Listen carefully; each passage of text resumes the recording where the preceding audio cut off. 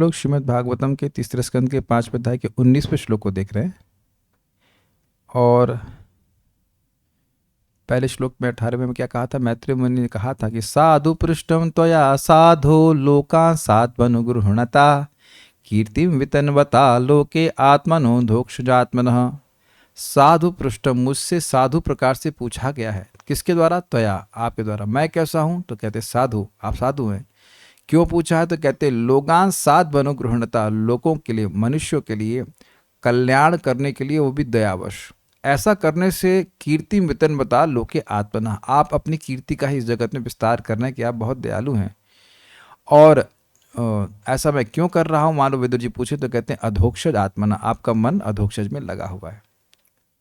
उसके बाद कह रहे हैं कि ये बिल्कुल भी आश्चर्य की बात नहीं है, क्योंकि आप स्वयं बादरायण अर्थात वेदव्यास जी के पुत्र हैं। विदुर जी वेदव्यास जी के पुत्र है ना। और क्या था, वो जो शूद्राणी थी उसके द्वारा पुत्र थे ना, तो दासी के पुत्र थे। तो वेदव्यास जी के पुत्र हैं, इसलिए कोई आश्चर्य की बात नहीं है। पिताजी का गुण आप में आया है। मेरे पीछे बोलिए। न एतत् नैतच्चित्रं त्वयि शक्तर्बादरायण वीर्यजे।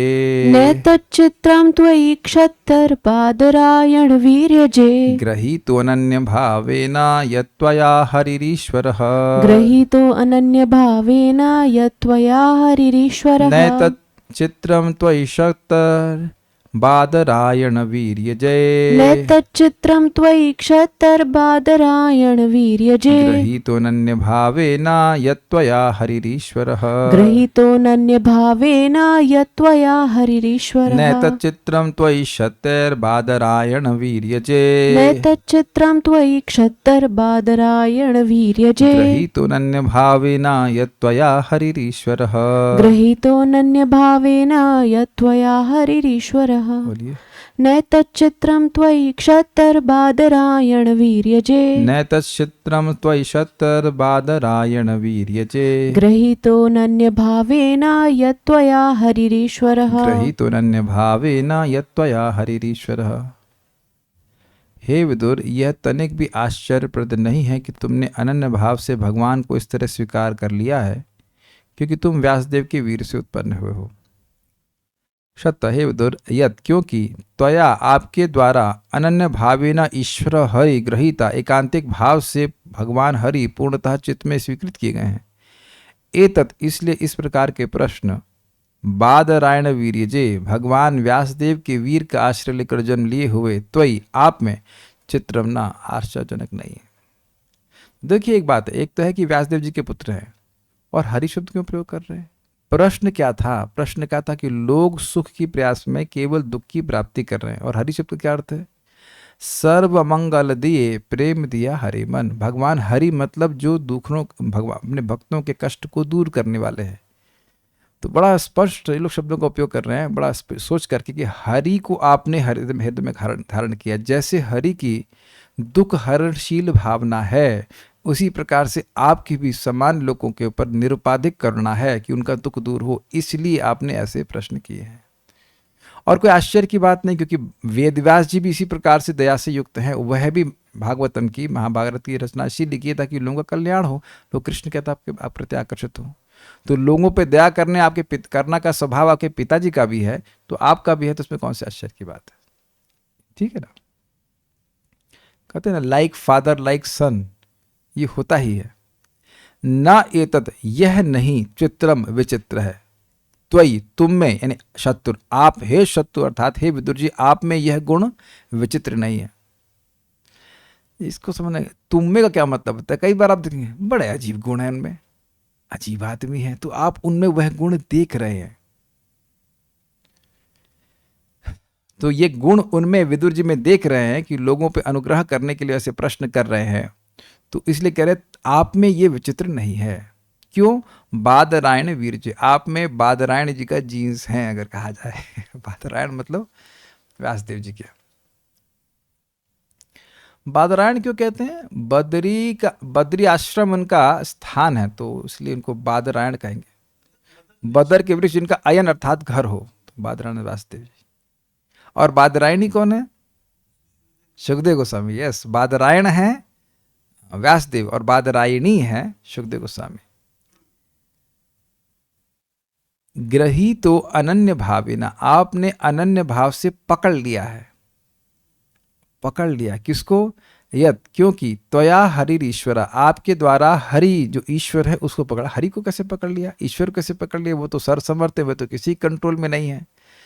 तो आप इसको 1.1.2 से पकड़ेंगे।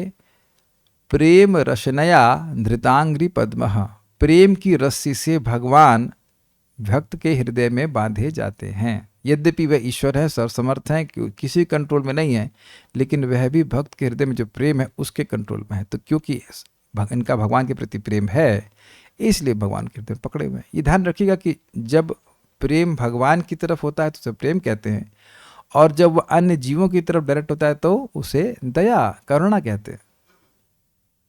तो इसलिए भगवान को आपने पकड़ा है, मतलब भगवान का प्रेम आपके हृदय में है। इसी कारण से आप ऐसे प्रश्न कर रहे हो। सुहृद सर्वभूता नाम, सुहृद सर्वभूता नाम, भगवान का गुण है ना सबका सुहृद होने का, तो ऐसे ही भक्तों का गुण हो जाता है सुहृद होने का, इसलिए पूछ रहे हैं।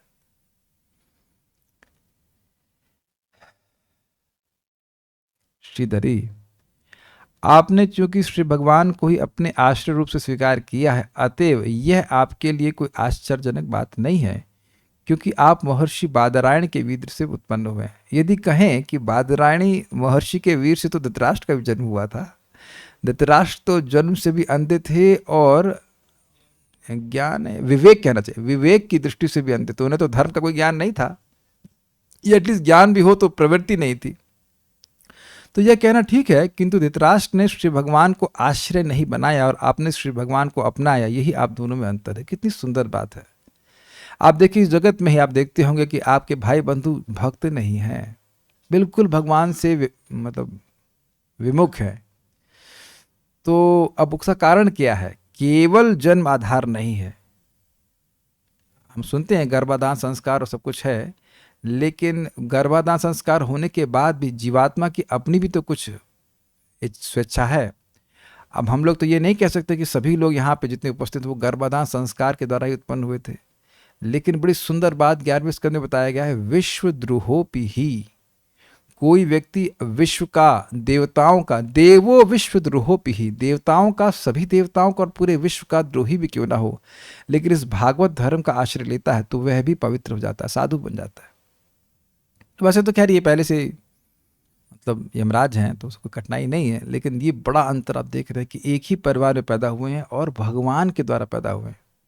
व्यासदेव जी भगवान के अवतार हैं। कुछ लोगों को ना पता होगा कि भाई ये है क्या। तो देखिए, विचित्र वीर की शादी हुई थी अंबा और अंबालिका, आई मे बी रॉन्ग, एक था अंबा, अंबिका, अंबालिका। तो अंबा और अंबालिका शादी हुई थी, अंबिका ने ड्रॉप कर दिया था, मतलब कि भाई हमको सेल्फ शादी करनी है। तो अब विचित्र वीर थोड़ा सा मतलब इंद्रिया सहमित नहीं हुई उनकी, जो भी ऑल ड्यू रिस्पेक्ट, तो बेचारे मर गए जल्दी। तो अब कठिनाई ये हुई कि इन्होंने क्या नाम है, भीष्मदेव ने शादी का नहीं लेकर, मतलब नहीं करना शादी, ये व्रत ली हुए और संतान हुई नहीं है। आप लोग एक बात सोच सकते हैं, ये संतान करने की इतनी क्या टेंशन थी राजाओं को। परम पूज्य राधानाथ महाराज इस बात को कह रहे थे कि देखिए, धर्म की संस्थापना करना ये राजा का परम कर्तव्य है।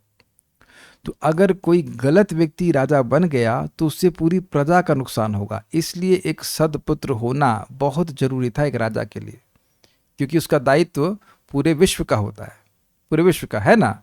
एक व्यक्ति गड़बड़ हो जाए तो बस देखिए, जैसे हम लोग सुनेंगे भागवतम में, अंग महाराज के बेटे हो गए वेण साहब, तो वेण साहब बिल्कुल गड़बड़ कर दिए, सब कुछ गड़बड़ कर दी, भगवान विष्णु की उपासना ही खराब कर दी। एक व्यक्ति इसके पास पावर हो और एब्सोल्यूट पावर काइंड ऑफ, और वो व्यक्ति गलत हो तो पूरा देश खराब हो जाएगा। तो इसलिए उनको चिंता थी, केवल ये नहीं कि संतान होना चाहिए, संतान होना चाहिए। चलिए, तो अब माता सत्यवती जो कि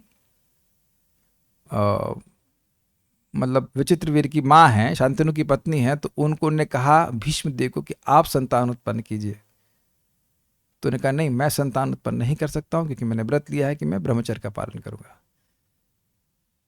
तब उनको याद आया कि इनके पुत्र भी हैं, इनका नाम है व्यासदेव, और व्यासदेव जी ने उनका कहा था कि यदि आप कठिनाई में हैं तब आप मुझे स्मरण करना, मैं तुरंत आ जाऊंगा। अब इसके पीछे भी घटना है, वो देखेंगे, समय होगा तो अगले वाले में बताएंगे, अगले श्लोक में।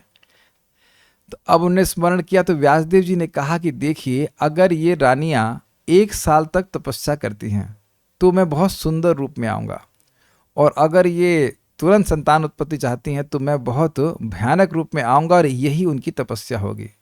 तो माता सत्यवती ने कहा कि अरे भाई, संतान हो जाए या पता नहीं 1 साल में क्या हो जाएगा, तो आप ऐसे ही आ जाइए।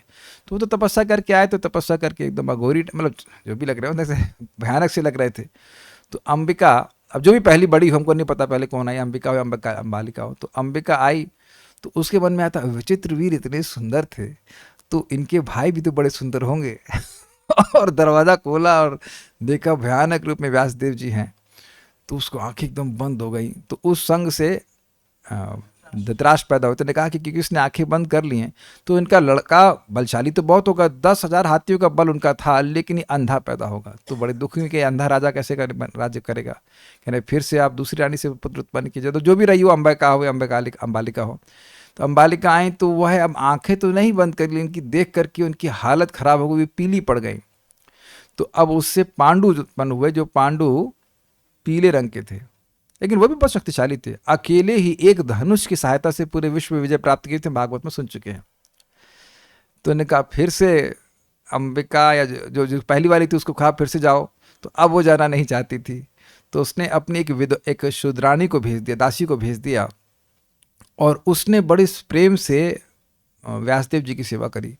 तो उनके द्वारा पैदा हुए थे ये विदुर जी। तो यद्यपि ये शूद्र थे, लेकिन बहुत, मतलब शूद्र योनि कह लीजिए, लेकिन ये दिव्य गुणों से संपन्न थे। ये सब हिसाब किताब है, ठीक है।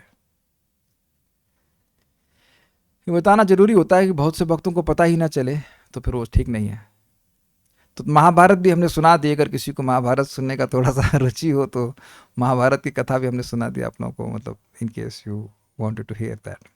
तात्पर्य, यहाँ पर विदुर के जन्म को लेकर महान वंश तथा कुलीन जन्म का मूल्यांकन किया गया है। मनुष्य का अनुशीलन तभी शुरू हो जाता है जब पिता अपना वीर्य माता के गर्भ में स्थापित करता है। जीव अपने कर्म के स्तर के अनुसार विशिष्ट पिता के वीर्य में अवस्थित कर दिया जाता है, और चूंकि विदुर सामान्य जीव न थे, अतएव उन्हें व्यास के वीर्य से जन्म लेने का अवसर प्रदान किया गया। मनुष्य का जन्म महान विज्ञान है, अतएव वैदिक अनुष्ठान के अनुसार वीर स्थापन का संस्कार, जो गर्भधारण संस्कार कहलाता है, उत्तम जनसंख्या को उत्पन्न करने के लिए अत्यंत महत्वपूर्ण है। मूल समस्या जनता की वृद्धि को रोकने की नहीं, अपितु विदुर, व्यास तथा मैत्री जैसी अच्छी संतति उत्पन्न करने की है। बड़ा सुंदर कहा गया है, it is not over population, is what the population is doing over. जो जनसंख्या है वह बढ़े, कोई दिक्कत नहीं है, लेकिन जनसंख्या कर क्या रही है, इसका बड़ा समस्या है। ये आप देख लीजिए, इस समय जितने भी होड़ बदमाश बढ़ रहे हैं, उसी की वजह से समस्या हो रही है। भक्त लोग तो परेशान नहीं कर रहे हैं ना। यदि जन्म संबंधी समस्त सावधानियों के साथ बच्चे मनुष्य के रूप में उत्पन्न हों तो जनसंख्या वृद्धि रोकने की कोई आवश्यकता नहीं है। तथाकथित जन्म नियंत्रण संतति निरोध न केवल दूषित है, अपितु निरर्थक भी है, क्योंकि जो व्यक्ति मनुष्य शरीर प्राप्त करके भगवान का भजन करेगा तो वह तो जगत को पवित्र करने वाला होगा। बातें हैं, इस बातें तो अब समझ रहे, तो उसमें व्याख्या करने की जरूरत नहीं है। सुबोधनी, विदुर में शूद्र योनि का भाव है, अतः उनके देव का उत्कर्ष इस श्लोक से कहते हैं। देव का उत्कर्ष, यद्यपि शूद्राणी के द्वारा पैदा हुए हैं, लेकिन वीर किसका है? वीर है देव, भगवान का। तो देवत्व तो आना जरूरी है ना, भगवान के अवतार के द्वारा उत्पन्न हुए हैं, तो इसलिए उनको शूद्र नहीं समझना चाहिए। अरे कोई शूद्र को मंत्री बनाया जाता है, और वो भी पूरे विश्व के राजा का मंत्री। आप यह स्वीकार करते हैं कि काउंसलर बनना बहुत कठिन है? ट्राई कीजिएगा, क्योंकि जनरली एक कठिनाई तो यह होती है कि हम सामने वाले की स्थिति को समझ नहीं पाते। Do you agree? This is very difficult. Empathy से कहना चाहिए, सामने वाला क्या सोच रहा है या क्या उसकी स्थिति नहीं समझ पा रहे। दूसरा, धर्म का ज्ञान भी नहीं होता है, तो शूद्र को कैसे धर्म का ज्ञान हो जाएगा? तो भगवान जन्म भी लिए धर्मराज को कि मंत्री बने तो धर्मराज बने, जिन धर्म का पूर्ण ज्ञान है। कुछ लोग क्षेत्र अर्थात माता की प्रशंसा करते हैं, गलत नहीं कह रहे, कह रहे कुछ लोग ऐसा कहते हैं कि माता सही है, अच्छी होती है, अन्य जो ज्ञानवान हैं वे बीज अर्थात पिता की प्रशंसा करते हैं। देखिए अब आगे हम अब क्या बताएं। सत्यवती पैदा हुई है मछली से,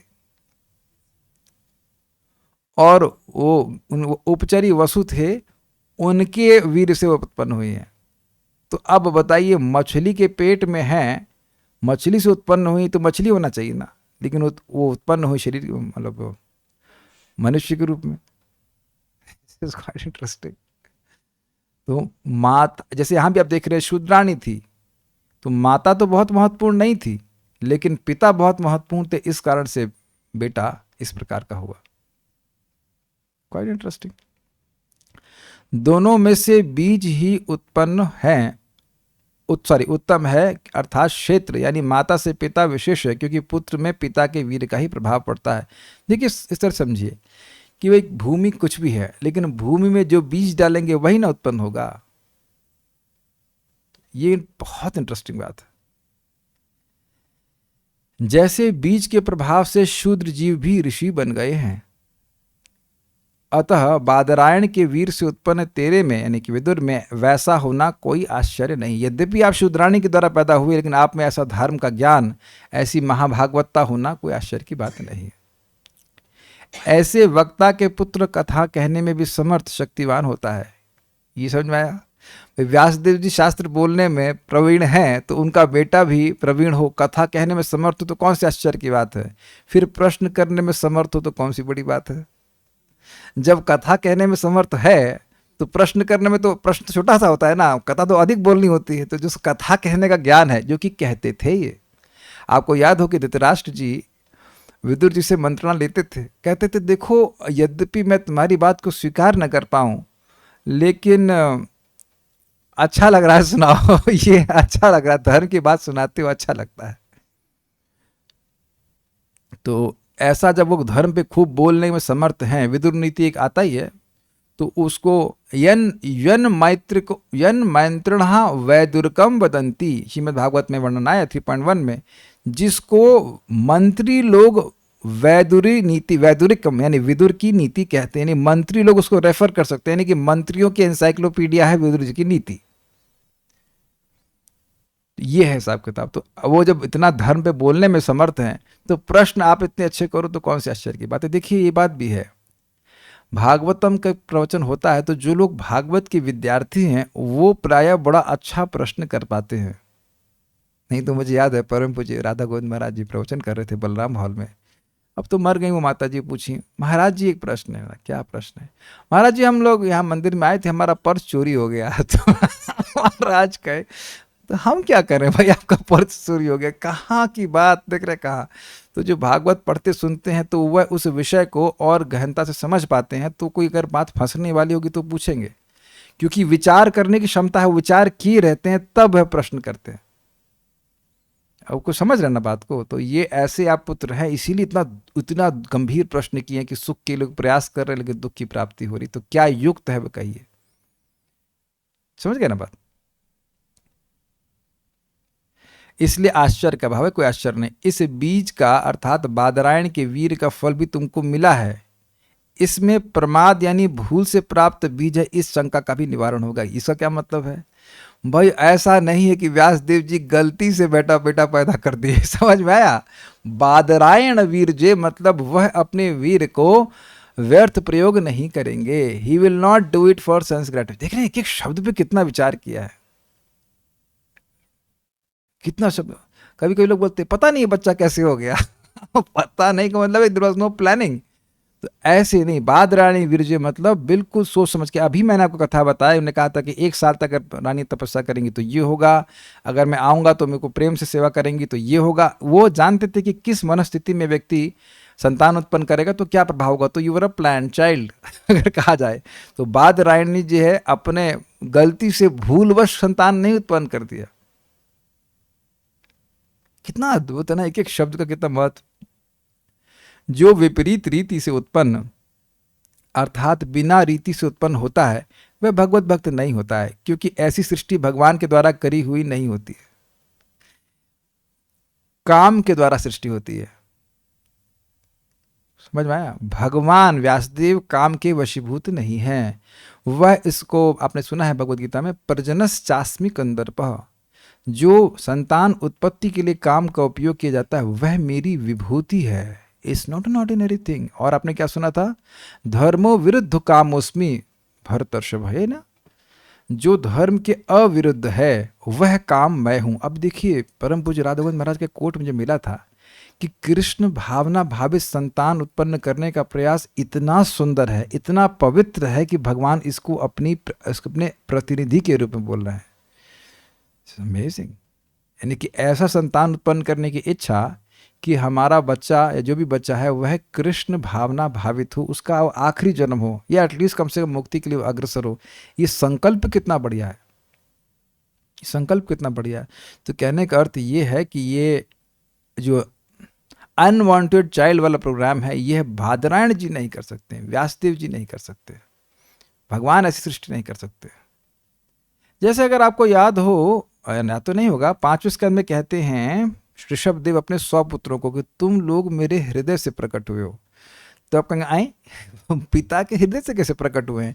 क्योंकि जैसा चेतना पिता की होती है वैसा ही पुत्र उत्पन्न होता है। क्या प्रमाण है? प्रमाण है प्रहलाद महाराज। हिरण्यकशिपु तपस्या करने के लिए गए और सब देवता परेशान कि भैया ये तो वैसे शक्तिशाली है, तपस्या करेगा तो और शक्तिशाली हो जाएगा।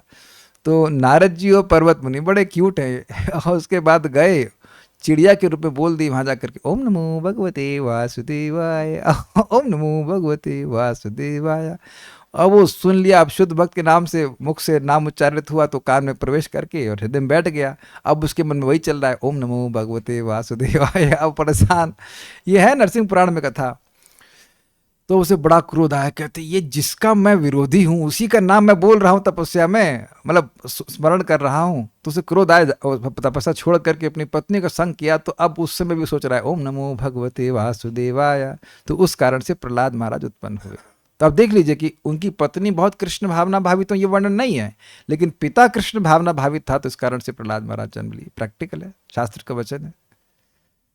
ये सब विज्ञान जानता ही कोई कहाँ है।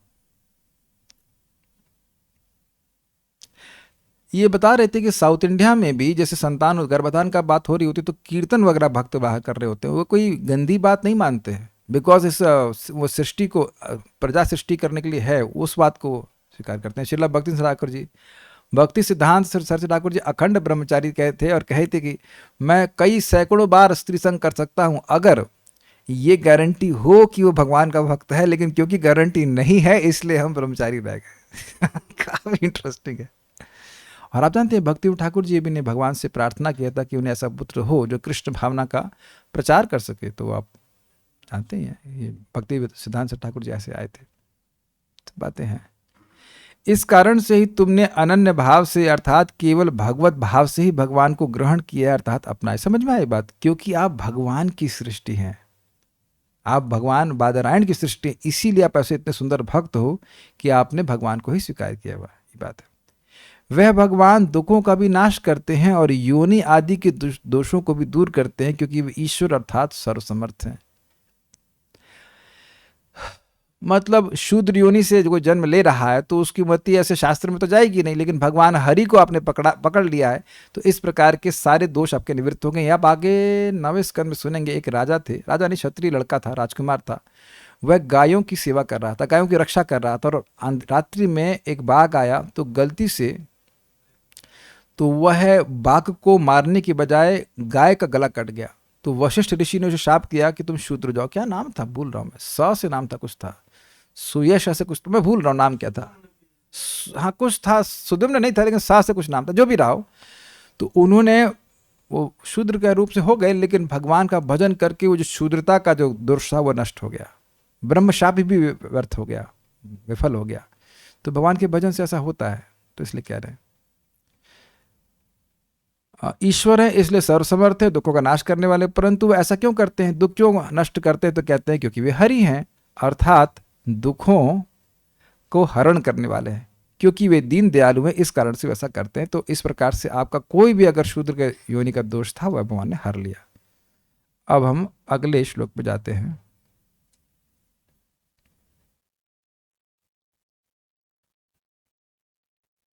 कहाँ गया?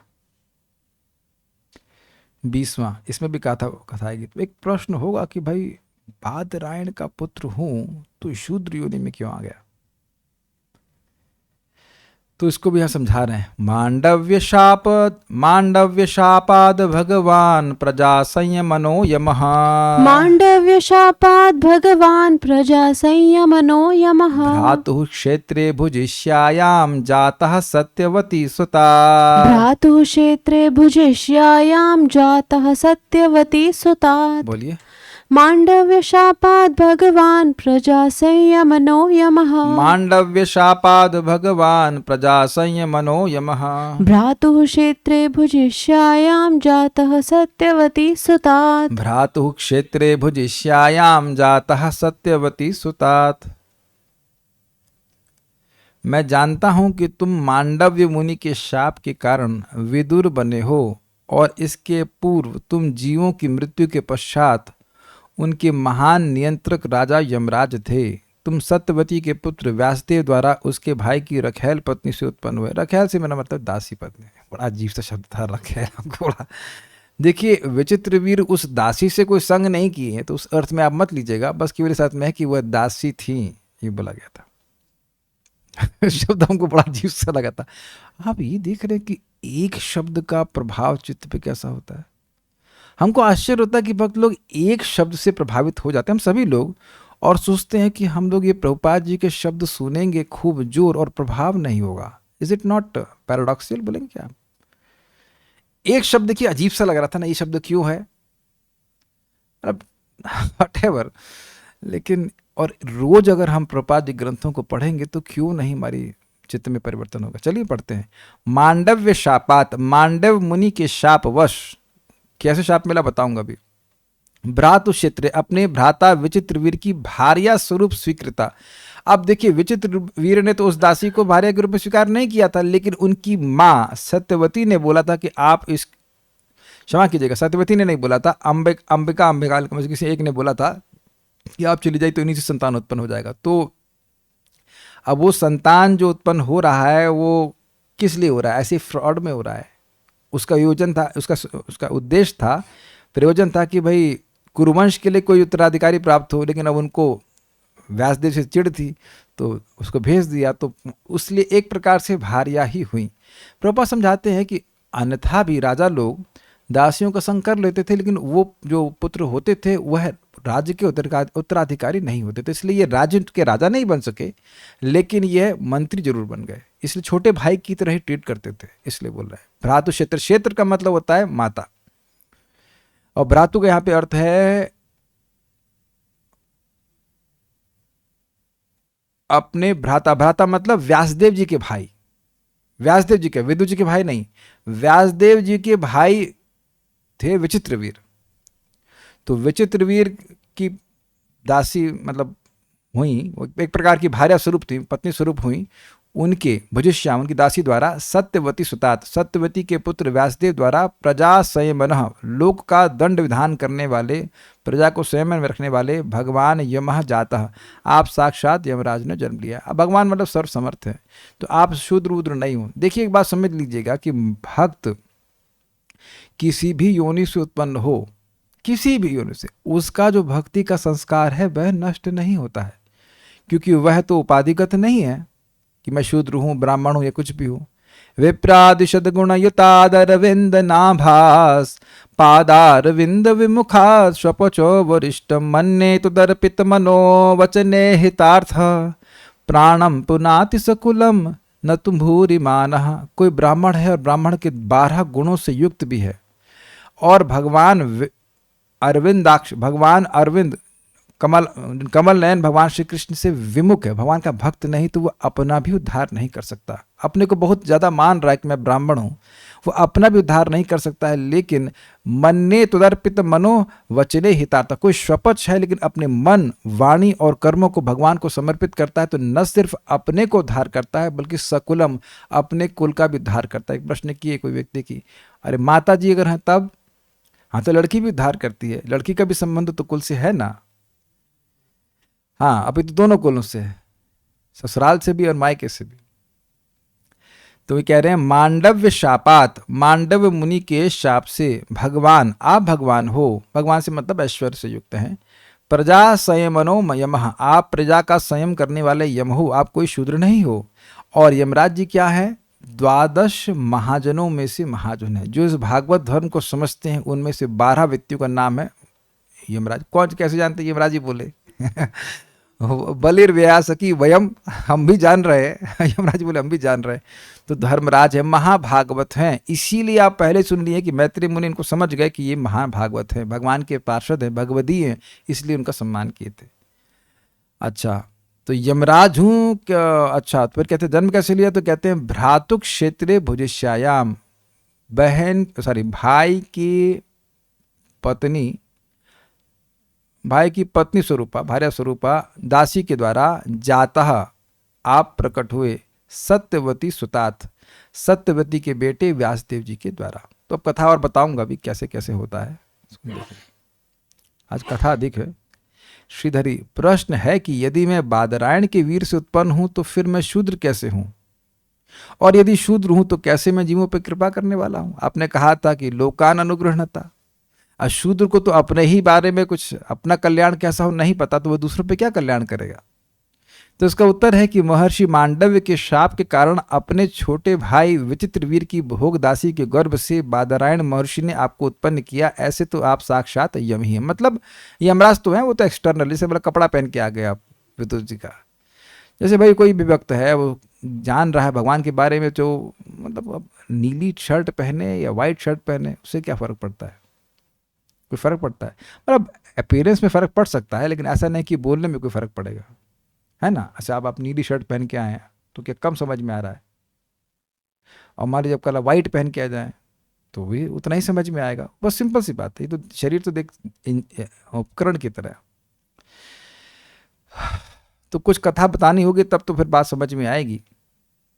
ये सत्यवती कौन है, सत्य, देखिए एक उपचारी वसु थे, वह अपनी पत्नी से दूर थे, तो उनका जो भी था वीर स्खलित हो गया, तो वह वीर को एक ईगल को दे दी, ईगल क्या बोलते हैं इंग्लिश में, हिंदी, बाज को दे दी। तो बाज को कहे कि मेरी पत्नी को दे देना।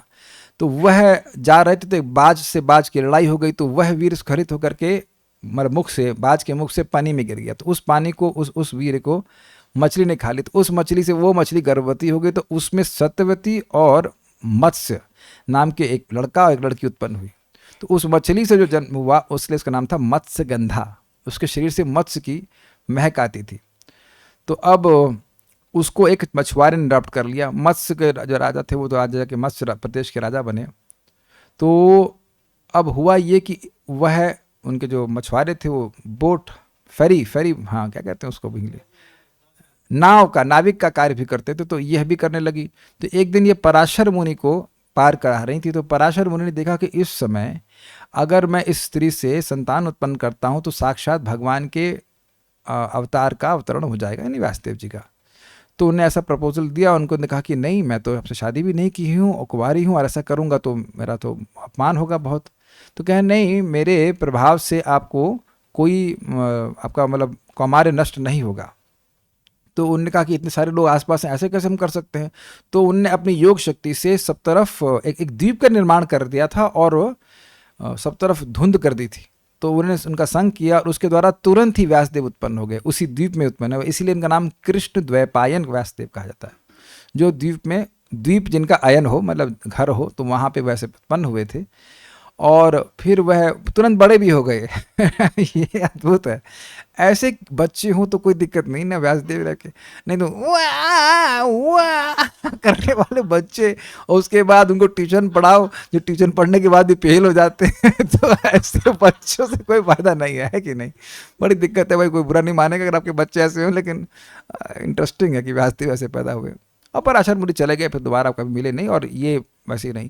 हाँ, पराशर मुनि ने ये कहा कि आपका जो ये शरीर से दुर्गंध आती है, ये है आप मत्स्य गंधा की जगह आप योजन गंधा हो जाएंगे। आपके शरीर से जो सुगंध आएगी वो एक योजन तक फैलेगी, विस्तार होगा उसका। और एक और भी बोले थे, हाँ, एक तो ये था कि कौमार्य भंग नहीं होगा, दूसरा होगा कि योजन गंधा बन जाएंगी। तो अब इसी प्रकार से वहाँ पे शांतनु महाराज आते हैं और वह उनकी शरीर की सुगंध से प्रभावित हो जाते हैं, शादी करने की इच्छा होती है। तो वह लंबी फिर कथा आ जाती है कि वो उनके पिता मना करते, नहीं ये आपके बेटे हैं, क्या नाम है, भीष्मदेव भी बेटे हैं, तो उसको राज्य मिलेगा, मेरी बेटी का तो बेटा राज्य बनाएगा नहीं। पुराने ज़माने चल रहा है सब चीज़ें प्रॉपर्टी का केस। तो अब कहे ठीक है, बड़ा चिंतित हो गए शांतनु कि भाई अपने बेटे को, बड़े बेटे को राज्य कैसे नहीं देंगे। तो भीष्मदेव समझ गए कि पिताजी का मुंह क्यों लटका हुआ है। समझ तो नहीं गए, पूछे क्या कारण है, परेशान क्यों है, तो कहना ऐसा ऐसी बात है।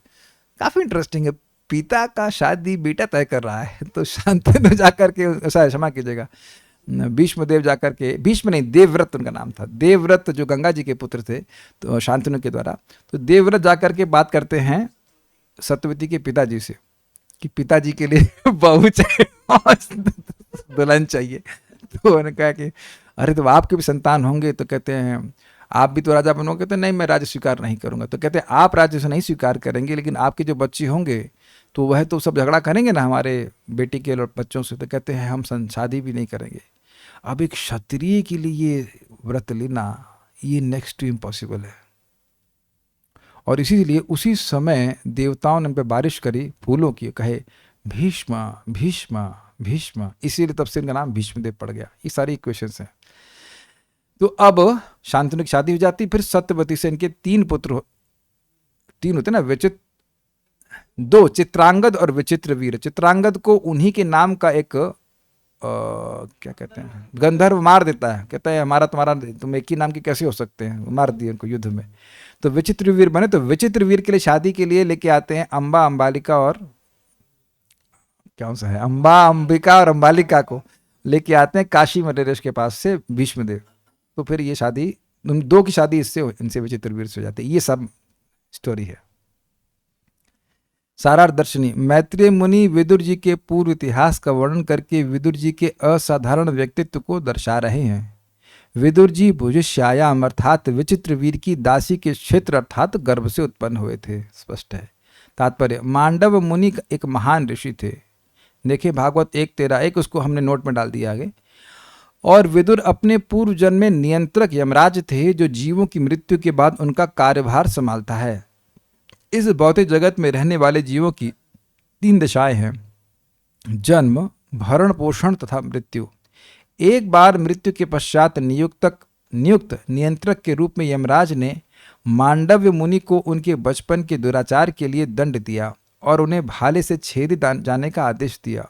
इस अनुचित दंड के लिए यमराज पर क्रुद्ध होकर मांडव्य ने उसे शूद्र बनने का शाप दे दिया। इस तरह यमराज ने विचित्रवीर की रखैल पत्नी के गर्भ से विचित्रवीर के भाई व्यासदेव के वीर से जन्म लिया। इसकी व्याख्या मैंने भी कर दी। व्यासदेव सत्यवती के गर्भ से उत्पन्न भीष्मदेव के पिता शांतनु के पुत्र थे। इसकी व्याख्या भी अभी कर दी। 1 मिनट। व्यासदेव सत्यवती के गर्भ से उत्पन्न भीष्मदेव के पिता शांतनु के पुत्र थे। थोड़ा समझना होगा कि शांतनु के पुत्र उनको इसलिए कहा जा रहा था क्योंकि सत्यवती के बेटे थे और सत्यवती पत्नी थी शांतनु की। उत्पत्ति हुई थी उनकी व्यासदेव से। बड़ी पराशर से बड़ी इंटरेस्टिंग बात है कि क्षत्रिय चाहिए था उनको, और ये है ब्राह्मण, क्या नाम से आपके व्यासदेव जी, लेकिन सत्यवती का बेटा होने से, और सत्यवती शादी हुई थी शांतनु से, इसलिए इन्हें शांतनु का ही बेटा कहा जा रहा है। उसी प्रकार से यह भी विचित्रवीर के ही बेटे कहे जाएंगे, यद्यपि इनकी उत्पत्ति बादरायण से हुई है। विचित्रवीर का शरीर छूट गया था। जैसे कि आप देखिए कि पांडव का मतलब क्या होता है, पांडव के पुत्र, लेकिन है सब देवताओं के पुत्र। तो इसको समझने का बिल्कुल आसान तरीका है, खेत में आपने सुना एक सिस्टम होता है, बटाई बोलते हैं, क्या बोलते हैं कि खेत अपना है लेकिन दूसरे को बोल देते हैं कि आप खेती करो। तो ऐसा कभी कभी हो जाता है कि व्यक्ति की पत्नी है, उसका संतान किसी और से उत्पन्न हो रही, योग्य व्यक्ति से होती है, लेकिन अब ये सब कलयुग में बंद है, तो इसकी शिक्षा यहाँ पे नहीं दी जा रही। बस उस समय होता था तो ये बात बोली जाए, देवर होना सुतोत्पत्ति कलौ पंच विवर्जित, देवर के द्वारा संतान की उत्पत्ति कलयुग में वर्जित है। विदुर का यह रहस्यमय इतिहास मैत्रेय मुनि को ज्ञात था क्योंकि वे व्यासदेव के समकालीन मित्र थे। हम लोग पहले ही सुन चुके हैं। आपके सखा की बात कर रहे हैं। विदुर जी ने बोला था कि आपके सखा व्यासदेव जी ने महाभारत की रचना इसीलिए की है ताकि लोग कृष्ण कथा सुन सकें। तो मैत्रेय मुनि और व्यासदेव जी पराशर जी के शिष्य हैं, तो दोनों आपस में मित्र हैं। रखैल पत्नी के गर्भ से जन्म होने के बावजूद विदुर ने महान भगवत भक्त होने की सर्वोच्च प्रतिभा का उत्तराधिकार प्राप्त किया, क्योंकि उनके माता पिता महान थे और उनका संबंध महान था। अब पिता तो महान थे, माता तो महान इस दृष्टि से थी कि उसका व्यासदेव जी के प्रति बड़ी सम्मान की भावना थी, बस इतनी बात थी, लेकिन थी वो शूद्राणी। ऐसे महान वंश में जन्म लेना भक्ति में जीवन प्राप्त करने के लिए लाभप्रद है। विदुर को यह अवसर अपनी पूर्व जन्म की महानता के कारण प्राप्त हो सका। तो मांडव मुनि कहानी भी इसमें आ जा रही, सुबोधिनी भी तो पढ़ लेते हैं। वह यमराज ही मांडव्य के शाप से व्यास द्वारा क्षत्रिय की भोग पत्नी में से जो उत्पन्न हुआ वह तू विदुर है। मांडव्य ने यमराज को क्यों शाप दिया? इस शंका का निवारण करते हैं कि यम ने अज्ञान से मांडव्य को दंड दिया था। और कहानी इस प्रकार है, ये प्रभुपाद जी के तात्पर्य से लिया हूं। एक बार राज्य के सिपाहियों ने कुछ चोर पकड़े जो मंडूक मुनि की कुटी में छुपे हुए थे। भाई मांडव्य कहिए, मंडूक कहिए। सिपाहियों ने चोरों के साथ साथ जैसे समान रूप से किया जाता है मंडूक मुनि को भी बंदी बना लिया। न्यायाधीश ने विशेष रूप से मुनि को विशेष रूप से शूली पर चढ़ाकर मार डालने का आदेश दिया कि देखो मुनि है और चोरों की संग कर रहा है।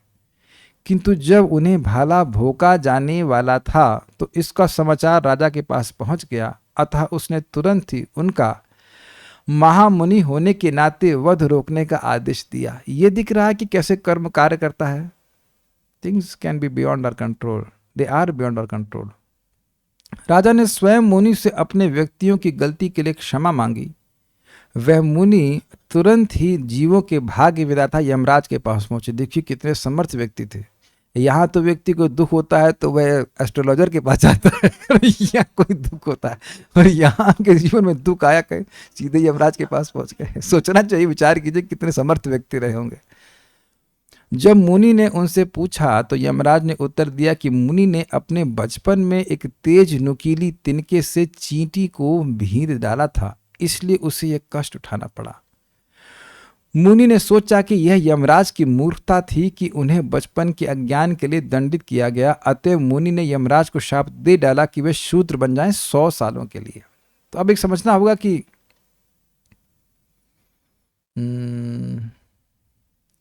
ये बात ऐसा सुना गया है कि 14 साल के पहले, कुछ होता 14 12 बोलता है ना, 12 साल के पहले कोई बच्चा पाप करता है तो वह उसका पाप काउंट नहीं होता है। तो यही बोले कि तुम इतने अज्ञान में हो कि तुमको धर्म की बात ही नहीं पता है, तो बेहतर है कि तुम शूद्र ही बन जाओ जिस धर्म का ज्ञान ना हो। इस अर्थ में कह रहे हैं शूद्र की योनि में चले जाए। यूं यम को मांडव ने शाप दिया, इस कारण से दिया। जब राजा ने, प्रश्न उठा रहा है, जब राजा ने मुनि को शूली पर चढ़ाया था तो यम को शाप क्यों दिया? शाप तो राजा को देना चाहिए ना, तो यमराज को क्यों दिए? इसके उत्तर में कहते हैं कि यमः प्रजा संयमनः, प्रजा का संयम तथा मारने का कार्य यम का है, इसलिए क्योंकि यम ने पूर्णतः संयम न रखा जिससे मांडव्य को शूली पर चढ़ना पड़ा, अतः राज्य के कर्म का पाप देव को भी लगा। ये कह रहा है, ये राजा की व्यवस्था, मेरी फील्डिंग कौन लगाया मांडव कहते मेरी फील्डिंग कौन लगाया, आप सब इस तरह से बर्बाद किए, हमको परेशान किए, तो वो आपकी वजह से ही हुआ है। यम का जन्म दैत्यों में न हो, इसलिए सर्व प्रकार दैत्य भाव रहित भगवान व्यास में प्रविष्ट हुआ। ये बातें मतलब हमने थोड़ी मिक्स कर दी, प्रभुपाद जी के तात्पर्य से लिया, फिर उसमें सुबोधिनी को भी जोड़ दिया। उन्होंने कहा ये बड़ी इंटरेस्टिंग बात है, शूद्र हो तो कहीं भी जन्म हो सकता है ना, भगवान से वैमुख्य नहीं था। देखिए आपने सुना होगा शास्त्रों में क्या आचार्य क्या बोलते हैं, कीट जन्म हुआ यथा तुवा दास। अरे मेरा कीड़े के रूप में भी जन्म हो जाए लेकिन मैं आपके दास के रूप में रहूं। बहिर्मुख जन्म बहिर्मुख ब्रह्मा जन्म नहीं आशा, मैं आपसे बहिर्मुख ब्रह्मा के रूप में भी जन्म की आशा नहीं रखता हूं, अर्थात ब्रह्मा बन जाऊं लेकिन अब आपका वैमुख्य हो तो यह मुझे नहीं चाहिए। तो इसलिए दैत्य की योनि में नहीं गए, शूद्र योनि में गए और उसमें वह उनके भगवान की भक्ति बनी रही। शाप की सार्थकता के लिए उनके ही भ्राता के क्षेत्र जो भोग पत्नी शूद्रा थी उनसे व्यास के वीर से उत्पन्न हुआ, व्यासदेव जी के भाई के द्वारा उत्पन्न हुए। तो ये सब कहानी थी, तो इस कारण से उनको महान कह रहे हैं। भक्त प्रश्न कर रहे हैं, मछली से मनुष्य कैसे? अब देखिए शास्त्र में वर्णन इतना ही है, डिटेल में तो बताया नहीं कि क्या प्लानिंग करी थी, तो हम नहीं जानते। एक प्रश्न कह रहे हैं कि बंजर जमीन में बीज काम नहीं आता है। हाँ तो ठीक है, लेकिन अगर देखिए पॉइंट सिंपल सी बात है कि अगर स्त्री मतलब संतान उत्पन्न करने की योग्य है और पिता समर्थ है तो संतान अच्छी होगी। ये नहीं बोले कि बंजर ही नहीं होगा, तो एक अर्थ में आपको समझना होगा ना। The devotee who killed cow instead of tiger was प्रसरद्र, प्रसरद्र, हाँ प्रसरद्र थे, यस। यदि 12 ईयर से पहले किसी का पता है कि ये गलत है तो क्या उसका इसको दंड मिलेगा, एक बच्चे का क्वेश्चन है। हरे कृष्णा कृष्ण कृष्णा हरे हरे, हरे Ram Ram Ram Hare Hare. 84 divided by 12 is 7, 7 ना, 12 7 जा 84। और 88 साल तक भाई साहब अजामिल जी पाप करते रहे थे, और फिर भी वहाँ बोला गया है कि एक ही नाम से अनंत जन्म के पाप नष्ट हो गए। अगर मालूम चल जाए कि पाप किया है, और मालूम करने की जरूरत क्या है, कलयुग है, तो भगवान के नाम का आश्रय लेना चाहिए। प्रभुपाद जी बोलते हैं अपने पापों से निवृत्त होने का व्यर्थ प्रयास नहीं करना चाहिए। व्यक्ति को भगवान के one should try to fix himself with the bosom of the supreme Lord. अपने आप को भगवान के हृदय से लगा लेना चाहिए, भगवान का नाम उच्चारण करके। एक एक पाप को हम लोग 12 साल के प्रायश्चित से भी नहीं धुल सकते। तो चाहे वो कुछ भी हो, बच्चा हो या कुछ भी हो, भगवान का नाम उच्चारण करना चाहिए। एक प्रश्न है कि भक्त लोग एक से अधिक पत्नी से क्यों है one more than one wife in Mahabharata. Mahabharata के अलावा अन्य लोग भी शादी करते थे। देखिए बात प्रभुपाद समझाते हैं, एक पुरुष एक से अधिक पत्नी रख सकता है, लेकिन उसका सभी पत्नियों के प्रति समान प्रेम होना चाहिए। अब आगे आप सुनेंगे, क्या नाम है उनका, चित्रकेतु महाराज की 1 करोड़ पत्नियां थी, उन्हें कोई भी दिक्कत नहीं थी, because he was equally affectionate. लेकिन जब, क्या नाम था उसकी पत्नी का, बड़ी पत्नी का नाम कुछ था, नाम है, मैं भूल रहा हूँ, नहीं आओ, तो उससे एक लड़का उत्पन्न हो गया, तब उनका सारा प्रेम उस पत्नी की तरफ हो गया और अन्य पत्नियों से उसका मन हट गया। देखिए एक पत्नी के लिए एक बड़ा दुख की बात है कि उसका पत्नी उससे विमुख हो जाए, ध्यान न दे। तो अगर वह सब पे बराबर ध्यान दे रहे हैं तो स्वीकार कर सकते हैं। और उसका कारण क्या है, प्रभुपाद समझाते हैं कि सामान्यतः मनुष्यों में स्त्रियों की पॉपुलेशन अधिक होती है। मैं किसी को प्रेरणा नहीं दे रहा हूँ कि डबल शादी करो, मैं एक बात बता रहा हूँ जो प्रभुपाद अभी बता रहे हैं। हम अपनी बात नहीं बता रहे हैं, प्रभुपाद जी समझाते हैं, प्रथम स्कंद में समझा चुके हैं। तो स्त्रियों की अधिक संख्या होती है, तो इसलिए कोई पुरुष एक से अधिक पत्नी स्वीकार कर सकता है। इससे दिस डिस्करेजेस प्रोस्टिट्यूशन, ये प्रभुपाद समझाते हैं। प्रभुपाद खुद दोबारा शादी करना चाहते थे, तो उनके पिताजी बोले कि ये पहली बार ही ठीक है, इसे तुम प्रेम नहीं करते हो तो तुम्हारे लिए वैराग्य लेने में अच्छा होगा, तो नहीं किए।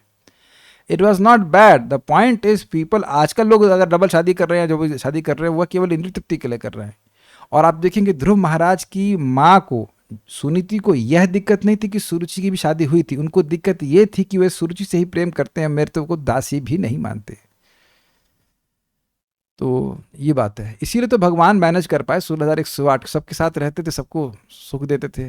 मतलब ये हमारे लिए सबके लिए संभव नहीं है, एक ही संभाल ले व्यक्ति, वही बहुत बड़ी बात है, नहीं करना चाहिए। लेकिन एक बात आपने पूछी तो बता दी, गलत नहीं है, गलत नहीं है, लेकिन जिस तरह से आज के होगा वह गलत तरह से किया जाएगा, इसलिए मना किया जाता है। वैसे भगवान श्री राम ने तो एक ही शादी करी। एक प्रश्न है कि मांडव मुनि को वैष्णव अपराध क्यों नहीं लगा। देखिए वैष्णव अपराध लगता क्यों है, वैष्णव अपराध तब होता है जब व्यक्ति किसी से द्वेष करके, किसी के उत्कर्ष को देख करके उसकी सेवा काटने का प्रयास करे, इत्यादि इत्यादि। तो भगवान के आयोजन से सब हो रहा है। अगर मांडव मुनि को शाप लगता, मतलब कुछ अपराध लगता, तो उनका भी पतन हो जाता, उन्हें तो कुछ ऐसा हुआ नहीं, गलती तो थी ना यमराज जी की। यमराज जी वो आगे भी जाके बोलेंगे कि अरे भक्तों को तुम चले गए डिस्टर्ब करने के लिए, तो अगली बार तो तुम मारे जाओगे, यमदूतों को बोल चुके हैं। तो इट्स ओके। यमराज महात्मा विदुर जी के रूप में आए थे, तो फिर लीला के दौरान भगवान जब यमलोक गए सांदीपनि मुनि के पुत्र को लेने, तो वहां वो यमराज मिले, वो कौन थे। अच्छा, सही कह रहे हैं आप। उस समय अर्यमा नियुक्त किए गए थे, इंग्लिश में कहते हैं एड हॉक प्रेसिडेंट होता था, एड हॉक यमराज के रूप में थे, तो यमराज के रूप में बैठे होंगे, यही बात कह सकते हैं। अंबिका का शादी नहीं हुआ था, हाँ ठीक है, इट कैन बी, आप उसको सुधार के ग्रहण कर लेना, इतना महाभारत के में एक्सपर्ट नहीं है। कृतद्युति पत्नी थे, हाँ ठीक है। माता सत्यवती के पुत्र व्यास जी और फिर माता ने राजा शांतनु से क्या, माता सत्यवती के पुत्र व्यास जी और फिर माता ने राजा शांतनु से नहीं बताया, अच्छा नहीं बताया, यहाँ तक हम तो समझ रहे नहीं बताया,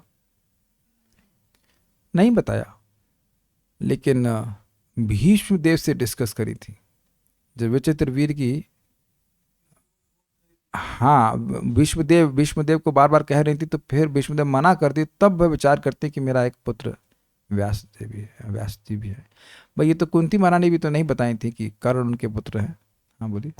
जबकि वो युद्ध का हुआ था ना आपस में, जब पहला परीक्षा हुआ था, ये लोग जब द्रोणाचार्य से शिक्षा प्राप्त करके आए थे तो उसमें वो अपना युद्ध कौशल प्रदर्शित कर रहे थे, तो उस समय कर्ण भी आए थे और माता कुंती समझ गई थी कि ये मेरे पुत्र हैं और वो बेहोश हो गई थी, लेकिन बोली नहीं। यहाँ तक कि महाभारत के युद्ध तक नहीं बोली थी, और यहाँ तक कि युधिष्ठिर महाराज क्रोधित हो गए थे जब कर्ण की मृत्यु हो गई, तब वो हाँ कुछ था, मतलब हाँ ऐसा था, कुछ तर्पण हो रहा था, तब वो कर्ण को भी बोली थी तर्पण दो, हाँ जल देने के लिए बोली, तो युधिष्ठिर महाराज बोले इन्हें क्यों तर्पण देना, कहते हैं ये मेरे भाई, तुम्हारे बड़े भाई हैं। तब बड़े युधिष्ठिर महाराज क्रोधित हुए थे, आज से मैं शाप देता हूँ कि स्त्रियों के पेट में कोई बात पचेगी नहीं। युधिष्ठिर महाराज का शाप है, क्योंकि अगर आप पहले बोल देती तो मैं तो कर्ण को ही राज्य दे देता, मेरे बड़े भाई हैं, झगड़ा ही नहीं होता। हाँ कुछ पूछ रहे थे। हरे कृष्ण प्रभु जी पिछले श्लोक में 18 में व्यासदेव जी बोले कि, सॉरी मैत्रेय मुनि बोले कि आप व्यासदेव जी के पुत्र है, इसलिए उनका क्वालिटीज आप में है, तो ये क्या मतलब यूनिवर्सल है या फिर स्पेसिफिक? जनरली ऐसा होता है, जनरली ऐसा होता है, और जनरली ऐसा नहीं भी होता है, मतलब जरूरी नहीं कि ऐसा ही हो। गर्भाधान संस्कार के सिस्टम के अनुसार तो ऐसा ही होता है। भारत बार बार क्यों कहा जाता है, कभी अर्जुन को कभी युधिष्ठिर महाराज को, क्योंकि भारत वंश में जन्म लिए ऐसे गुणों से वह युक्त हैं। तो ये सुना गया है कि यथा जैसे पिता होता है वैसा बेटा होता है, लेकिन it is not absolutely true. Prahlad Maharaj तो हिरण्यकश्यप से पैदा हुए ना, हुए, यस अंग के बेटे हुए वीण, तो हमेशा ऐसा नहीं होता है। लेकिन जैसे बताया गया है कि आगे 5वें स्कंद में प्रियव्रत महाराज के बेटे हुए थे अग्निध्र, तो अग्निधर बड़े कामुक थे, मतलब with all due respect devotee थे लेकिन थे। तो वहाँ पे प्रभुपाद जी बताते हैं कि वंशीधर ही ऐसे कोई नाम के कमेंटेटर हैं, कहते हैं कि जब उनने अपनी पत्नी का संग किया था प्रियव्रत महाराज, उस समय उनमें बहुत काम वासना थी, इसलिए वह कामुक थे अग्निध्र। किसकी कोई अप्सरा के पीछे जाते हैं ना, क्या नाम था भूल गए, अग्निध्र नाम था, नाम भूल गए अप्सरा का। तो खैर ये सब चीज़ें हैं। इतना बात सत्य है कि संतान उत्पत्ति के समय जो कॉन्शियसनेस भक्त की होती है, पिता की माता की होती है, उसका प्रभाव पड़ता है। आप देखिए कि भले वो शूद्राणी थी, लेकिन उनका व्यासदेव जी के प्रति अति क्या कहेंगे उसको समर्पण भी था, और उनका बहुत ही सम्मान की भावना थी। उनको विश्वास था कि ये संतान जो होगी वह बहुत अच्छी होगी। तो हाँ, तो ये आप देख लीजिए कि माता की चेतना भी अच्छी थी। ऐसा नहीं कह सकते हैं कि जो विदुर जी की माता थी उनकी चेतना मतलब खराब थी। तो आप देखिए माता की चेतना में थोड़ा डिस्टर्बेंस था, तो शरीर पे कितना प्रभाव पड़ा धृतराष्ट्र के और विदुर जी के, तो वो भी प्रभाव पड़ा ना। अब व्यासदेव जी के द्वारा उत्पन्न हो रहे हैं तो ठीक है, वो गुण आएंगे, लेकिन माता का भी गुण आता है, ऐसा नहीं कह सकते कि नहीं आता। प्लस अपना प्रारब्ध भी है व्यक्ति का। अब ऐसा तो नहीं कि एग्जैक्टली पिता की तरह ही होगा, लाइक दैट। और प्रभु जी पिछले श्लोक में लिखा है कि विदुर जी अपने शक्ति से भगवान को प्राप्त किए। अपनी शक्ति से नहीं, प्रेम की शक्ति से। अपनी शक्ति से कहाँ बोले, ग्रहीत भगवान हरि, भगवान को अपने हृदय में पकड़े हुए हैं, तो कैसे पकड़े, अपनी शक्ति से नहीं, प्रेम की शक्ति से। पर व्यासदेव जी तो साक्षात भगवान की सक्तव्य अवतार है ना, तो फिर मतलब भगवान की शक्ति तो भगवान पिताजी ने दी इस हिसाब से। नहीं, देखिए भगवान के भक्त हैं, भगवान को श्री कृष्ण आकर्षणी सच, भगवान को केवल एक ही चीज आकर्षित कर सकती है, और वह है भगवान की भक्ति। तो वो भगवान के भक्त हैं, वो इस जन्म से थोड़ी ना है, वो तो धर्मराज हैं, वो तो पहले से ही महाजन है, पहले से ही महाजन है। मान लीजिए कोई व्यक्ति बहुत अच्छा डिवोटी है, हम एक भक्त को जानते हैं, उनकी पत्नी ने कुछ केस कर दिया तो वह बेचारे जेल में चले गए, तो वहाँ जाकर 64 राउंड्स कर रहे हैं। तो अब ऐसा तो नहीं है कि वह भक्ति बंद कर देंगे तो कुछ समय के लिए जेल हो गए तो है ना वो हरे कृष्ण मंत्र भूल जाएगा। बहुत शास्त्रीय पंडित है वो, ऐसा कर्म है कि वही हो गया, तो कुछ ऐसी व्यवस्था होगी कि वो शूद्र योनि में प्राप्त हुए। लेकिन ध्यान हमेशा स्मरण रखना होगा इस बात का कि भक्ति कभी नष्ट नहीं होती। आप क्या भारत महाराज के बारे में जानते हैं? जब पशु की योनि में चले गए तब वह भगवान को नहीं भूले, तो ये तो राजवंश में उत्पन्न हुए ना।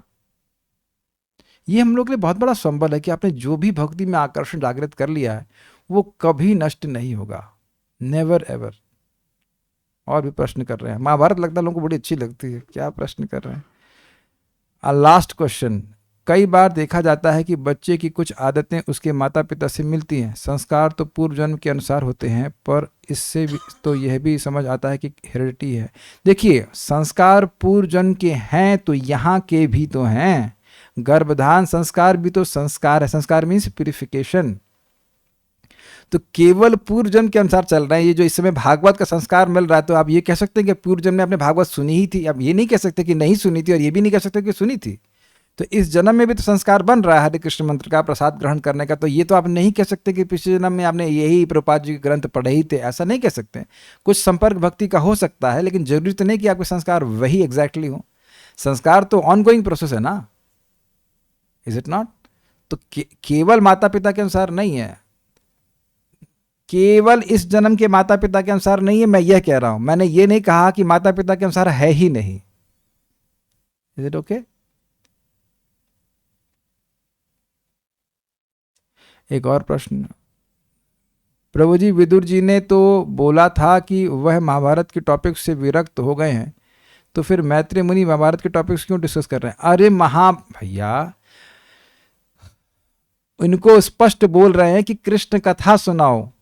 तो मैत्रेय मुनि महाभारत के टॉपिक्स नहीं बोल रहे हैं, उनकी प्रशंसा कर रहे हैं कि आप भगवान के भक्त हो। और महाभारत के टॉपिक से प्रॉब्लम नहीं थी, कृष्ण कथा नहीं सुनने से प्रॉब्लम थी। उन्होंने कहा था कि जो कथा का सार है वह बताइए।